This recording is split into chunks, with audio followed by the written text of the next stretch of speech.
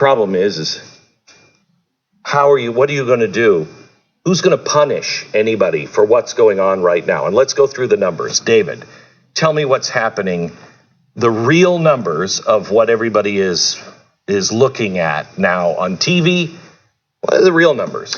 Well, when you look at Georgia and North Carolina and Pennsylvania, they all three should be fairly safely done for Trump, which means all he needs is one other of 4 states, and Alaska, by the way, goes in that group too. So 4 states that would go to Trump. Then all he needs is either Michigan or Wisconsin or Nevada or Arizona. And Arizona's already been called by Fox. Oh, yeah. At least ABC had the guts to call it back. Yeah. So ABC pulled back on that. Probably, I would say of those 3, that it may be Wisconsin that's the hardest to get. And the Trump administration thinks they have a good shot at Arizona. They think they can win Arizona by 30,000 votes. They think they have a good shot at Nevada. And they think they have a good shot at Michigan. Give me the numbers. Give me the actual numbers, David, because this makes a difference. It's easy to say we have a shot, but when you see the actual numbers that we know, and we know how many ballots are supposed to be coming in and are there, we know that number. These calls are not being made by any state that was headed for Donald Trump. And look at the numbers. Go ahead. Let me take Pennsylvania. These are Trump administration numbers from their attorneys. This is what they're showing the congressman is what they believe is happening. They said in Pennsylvania there's still about 300,000 ballots in Philadelphia to be counted. Last night there were 1.4 million, of which 300,000 were in Philadelphia. On their basis, if they win only 5% of Philadelphia, if 95% goes Biden, if they win 5% of Philadelphia, 300,000 votes. And if they only won the rest of the state, the other 1.1 million, with just 30%, if they lost 70 to 30 to Biden, they would still win the state. So they're up over 700,000 votes. And how unlikely is it, Steve, that Philadelphia is 5% for Donald Trump? Last night, they didn't have the numbers on the other side to get out of Philadelphia what they needed to win statewide. But the key there is last night. Now they know how many votes they need. And so we just keep on voting until we get the votes that we want. Tell me what Donald Trump did in Philadelphia last time, or a city like Philadelphia. Well, let's take Detroit. Okay. In Detroit, in the 3 counties of Detroit, he's winning about 60-40 in Detroit. And so that would be a very anti-Trump city. And so even yet he's winning. Winning 60-40. 60-40. Now, if you take Washington, D.C., which is super anti-Trump, it was 95-5, thereabouts. Okay. So Washington, D.C. is not Philadelphia. That's not Philadelphia. Right. It's not Philadelphia, and it's not Detroit. So somewhere between the 5 and the 40. So when you look at the numbers that are there, you do the math. This is when people project and say, yeah, we're calling the state. Because the numbers, it's math. It's not Common Core math. It's just math. Well, they might be doing Common Core math. Yeah. I mean, when we left here last night, Joe Biden had to win 79% of the remaining vote in Wisconsin to catch Donald Trump. They're saying, as of the time we're on the air right now, that he won about 85% of it. They're saying in Wisconsin they had a 90% voter turnout just about statewide. Look at these numbers in the 2 most populous counties in Wisconsin. Turnout supposedly rose 40% in Milwaukee, the city of Milwaukee, according to these numbers in Wisconsin, compared to 2016. By the way, Milwaukee is one of the slowest growing cities, major cities in the Midwest. In the last census, it only grew by 1.2%. And yet its voter turnout grew 40% over 4 years ago. But then compare it to Dane County, the second largest county next to Milwaukee. They're reporting 85% voter turnout in a county that added just under 50,000 voters total since 2010. So they've added 50,000 registered voters total since 2010, and they've had 85% voter turnout there. And yet Milwaukee County, the largest county in the state, only came in at a modest 67% turnout. That doesn't It doesn't make any sense. And that 79. That's the most patriotic city in America. Apparently it is, and that where they tore down Madison, Wisconsin, which is Dane County, by the way. And to what David, you were just saying, that 79% number is key, because if you do the math on what's left in Pennsylvania, that's also what Joe Biden basically has to win the rest of the way to catch Donald Trump's vote in that state as well. And if you look also at Wisconsin, with Wisconsin, you have some other things going on. The Trump administration has already filed a lawsuit, as well as a contested election for a recount. But part of the lawsuit is that they had places where there was more than 100% voter turnout. And that's a little tough to do. Not with Common Core. Just show me how you got Das Vindanya, comrades. Yes. Yeah, just show me your work. Unfortunately, that's the work they're not willing to show any of us. All right, back in just a second. We're going to talk to Megyn Kelly about the legal side of all of this, what needs to be done. The problem in America is we got lots of crimes. We have lots of criminals. We have tons of evidence. We don't seem to have anybody willing to prosecute anybody and actually make people pay for the wrongs that they do in our society. So is this just a done deal, or is there hope? Megyn Kelly joins us in just a second.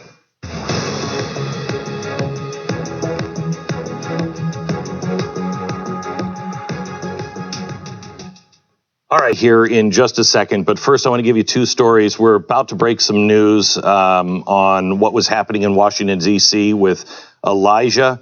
The feds are now involved. I can't wait to break this news. And also something out of Maricopa County. Yeah, Maricopa County right now, they're saying so far out of 74,547 ballots, Trump is up 58 to 41 and a net gain of around 13,000 votes. They thought Trump probably was going to be around 14,000, but that still would put him on pace, given where they think the rest of the state, to get pretty close to their projection that they could win the state of Arizona. Let me go to Megyn Kelly. Megyn, welcome to the program. And by the way, she's got a new podcast out that is absolutely fantastic. I subscribed and rated and reviewed yesterday. It's great. But Megyn, what the hell is happening with Fox News? What is happening? You know, I can defend them on this one because I know those guys at the decision desk, and they're straight shooters. This is not a partisan thing for them. You know, there are partisans at Fox, but these guys are not among them. The only thing they're scared shitless about is getting it right. That's it. They're like, let's get it right. And they would not have called Arizona for Biden, especially as early as they did, unless they would have gone around. They would have had a vote. Everybody agreed. And then when they got pressure, they would have done it again. There's a bunch of analysts. It's not like one guy. It's like 8 guys. But we're looking at like there's no way that Trump can close the gap. But that's not true. I mean, it's just not true. We're seeing numbers like in Georgia, 100,000 votes were left to count. There are only 60,000 votes were left to count. There are only 100. They're behind. Biden's behind by 100,000 votes. You only have 60,000. It means Trump wins by 40,000. It's not that complex of math. What's happening? That I can't explain, and I'm not sure what's going on there. All I can tell you, because I'm not behind the scenes with them, and I don't know what their calculations are. You know, it is a garbage in, garbage out situation, right? So if they get a bunch of information that is wrong, like we saw back in the Iowa caucuses when it was when Mitt Romney became the nominee in 2012. Remember that there was a truck full of ballots that went missing. It was like, okay, no, we can't call anything in the Iowa caucuses if we have a missing truck of ballots. So they're only as good as the information they're given. But all I want to say is I want to vouch for the integrity of that team and their nonpartisan nature. And trust me when I tell you, they're not rooting for anybody other than for themselves to get it right. Yeah, well, that would be nice if somebody in the media was getting it right. Where is what do you think is ahead? I know you were around for the 2000 election. You watched that. You're an attorney by trade. What is the game plan? How is this going to work from here?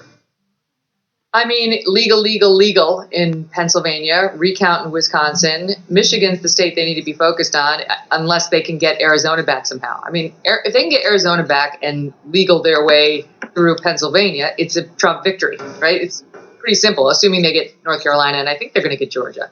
I continue to think they're going to get Georgia. When you've got the head of the Fox decision desk, Arne in Michigan, say, I'd rather be Trump than Biden in Georgia, I mean, I think that's him telegraphing. We know Trump's going to win it. We just can't say it for sure right now. Right. So I'd be shocked if Trump didn't pull out Georgia and North Carolina. And I think he looks good in Pennsylvania, though. I guess it's getting more complicated, and we can talk about why. But walking back that Arizona vote is, let's stop there. Huge. Why more complicated in Pennsylvania? Well, the hot mess of the mail-in ballots is really offensive, right? It's like I totally get in the age of Corona encouraging people to do mail-in voting. And I know Trump didn't like it and all that, but I get it why people thought this is a meaningful alternative. I've got an 84-year-old mother-in-law who lives in Montgomery County in the suburbs of Philadelphia. She's not going to go stand at a poll. She can't stand at a poll on a great day. She's not in the greatest shape. So 100% she mail in. But that doesn't mean you should be allowing people to postmark it on the day of the election and counting. Like here in New York, we had to have it into them prior. And that makes sense. If you want to mail in, you got to mail it earlier than got to make sure they get it by voting day. Number two, how are they allowed to decide what a smudge on the ballot means? Like, how are they allowed to say, the postmark, it doesn't make any sense to me. I, Joe Schmo, I'm going to make a decision about whether this person's vote should count and or whether it shouldn't. Like, that's not okay. There should be a huge pile of ambiguous votes that if it comes down to that close, somebody else is going to decide. But that should not be counted. There's too much subjectivity in the way Pennsylvania is running this thing. And I will say this: the one thing the legal analysts and experts said going into yesterday was the worst case scenario is if it comes down to legal in Pennsylvania because its laws around electoral vote processes are so messed up. So, where do we go from here? What do you see as the next steps? If you were with the the Trump campaign, what would you be advising? What would you be saying we should do? I think they're doing all the right things. Look, I remain skeptical that they can turn this around. I do, just based on the data I'm looking at.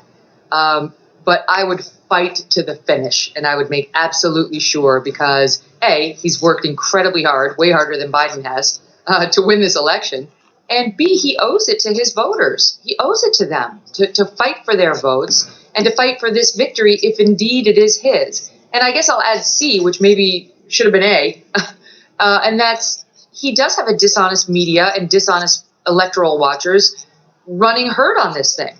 And so if you think for one moment that the people sitting in like the Pennsylvania precincts are thinking like, I'm just going to, try to find some secret votes for Trump, you're deluding yourself. Like the system is set up against him. So he does have to fight hard, just like he's done from the time he announced he was running for president. Do we,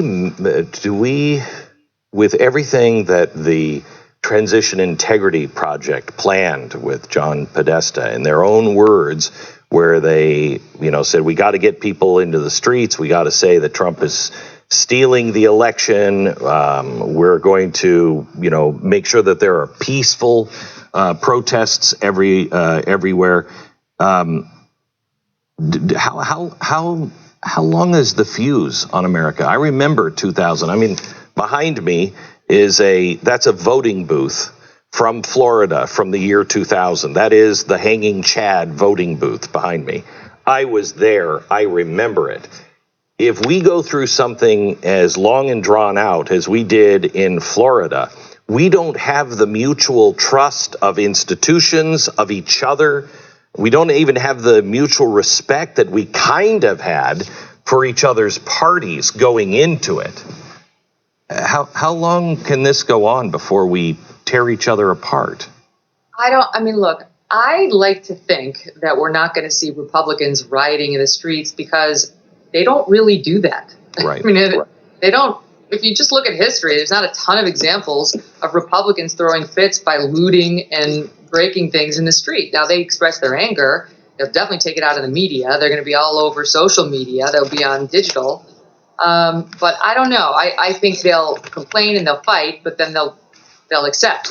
And frankly, if Trump has lost, that's a natural process of being in denial first, right? And then eventually coming to acceptance. That's how it goes for anybody on the losing side.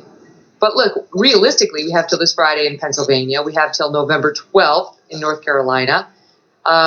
Wisconsin will be shorter, and I think we're expecting more data on Wisconsin and Michigan and Arizona tomorrow. So we're going to inch closer and closer to knowledge, and may not have final knowledge in a worst case scenario till the 12th or so. I think it'll come before that. And do you have any idea why states are just closing down all information and saying there's really no transparency along the way?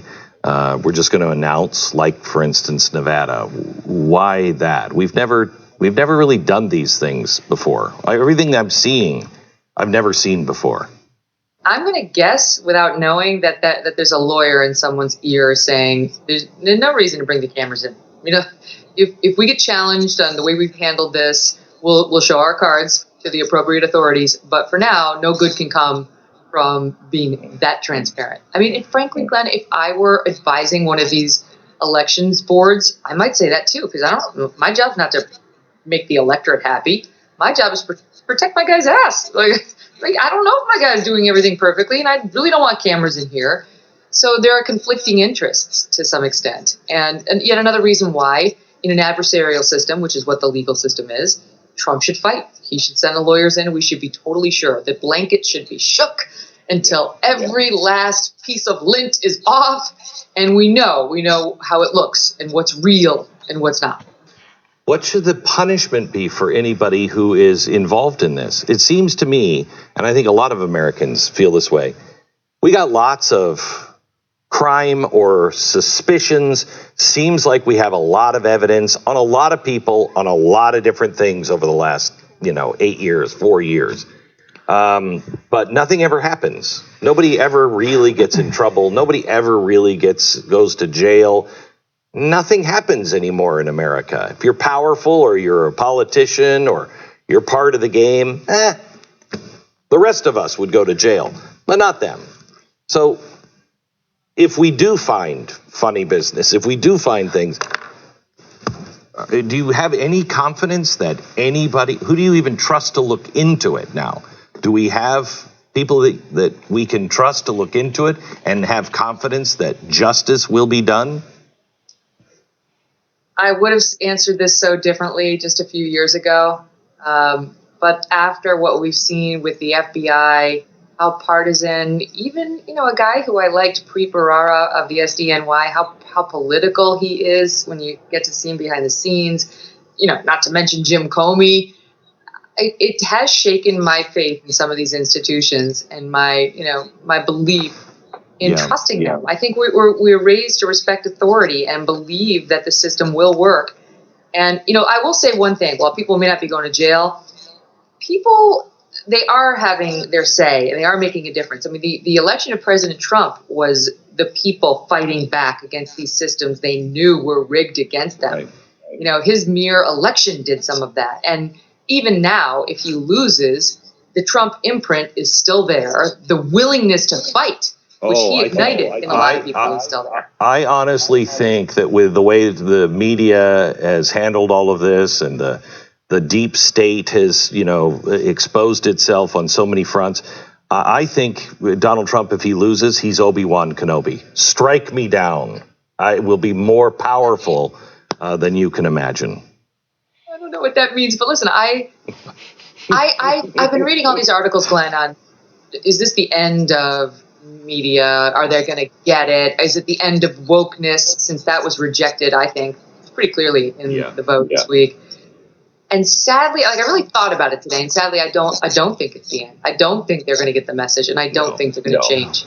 It's they're committed to it. It truly is like an ideological commitment that they think is a higher calling. They think anybody who doesn't share it is truly fundamentally bad. And it's a fight they're going to go down, fighting. Whether they win or lose, they're going to go down fighting. And so I think even if there's better electoral votes for people on the other side, in other words, Republicans retain the Senate, and that ridiculous ballot initiative in California that tried to get people to bless discrimination was rejected. I think even if Republicans continue to have wins like that, and somebody like Trump, who's been called a bigot and a racist for all these years, gets more of the Hispanic vote and improves his margin with black men and improves his margins with LGBT folks, they're not going to listen. So it's going to have to creep up to the point where it's a massive victory, where that blue landslide there, the wave they were looking for, it's going to have to be a red wave all around to where people are shook in the homes again, thinking the 2016 thing was not a fluke. I don't care if I believe it or I don't. In my own self-interest, I have got to start listening to these people. And I don't think we're there. I just don't think we're there. And do you think that Donald Trump I would think that if they were going to change, they would have treated Donald Trump a little more fairly yesterday and today. I mean, it's just as bad as it's always been with the way they're reacting to the White House and Donald Trump. Yeah, I mean, it will be, I'll say this, if Trump loses, let's fast forward 4 years when, President Harris is running for re-election.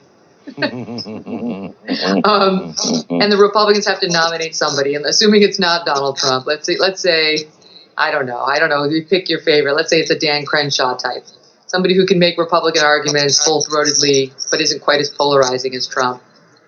It'll be interesting to see what happens, because not every Republican can be labeled the way Trump was and sort of sticks his knife in people's craw the way Trump did. And they will label him a sexist and a racist and everything. We saw them do that to Romney over the stupid binders full of women remark, which was basically just talking about women's resumes in his office so he could get more female employees. Yep. So they'll try to demonize him.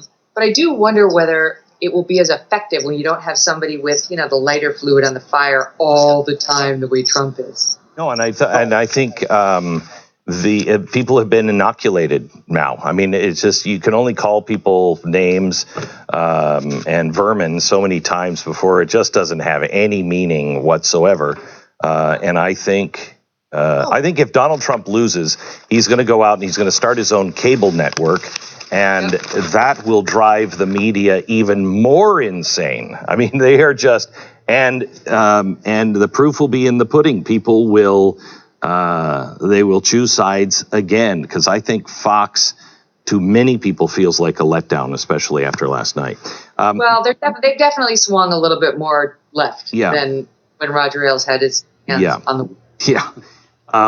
Nicely put. Megan, thank you so much for joining me. And you can find her podcast wherever you get podcasts. Just search for Megyn Kelly. It's really good. Thank you so much, Megan. Appreciate it. Coming up next, we're going to break some news with Elijah Schaffer and what happened live on this broadcast last night. Stand by. Silenced. Big tech has laid the groundwork to purge voices that it doesn't agree with. And left-wing propaganda is everywhere. The media misleads their readers and viewers constantly. Blaze TV cuts through the clutter. Defund the police. I mean, are you serious right now? From the studio. You need to know what's going on. You need to know about this. To the streets. We are out here in Kenosha, Wisconsin, in front of one of several structure fires. We are news and entertainment. I am your president, Donald J. Trump. Politics. Everything that the left wants to perpetuate, they use Black America to do it. Opinion. The DNC just strikes people as deeply corrupt. Nothing will stop the Democrats' march towards socialism. No mainstream media gatekeepers or big tech overlords. Just conservative hosts. Can we go just a little bit later on the communism? With conservative values. The gospel's always there in the forefront, all the time. Free yourself from the mainstream media. We need your support, or our voices will be silenced. Start watching today. Sign up now at blazetv.com.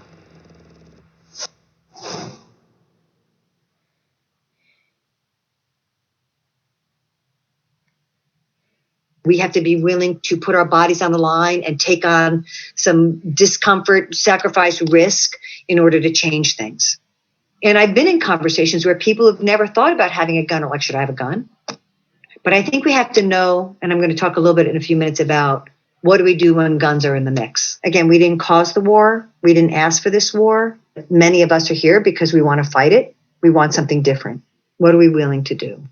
Right? Because again, we're not dealing with people with just simple guns. We're dealing with people with AK-47s, multiple rounds, a lot of shootings. In order to achieve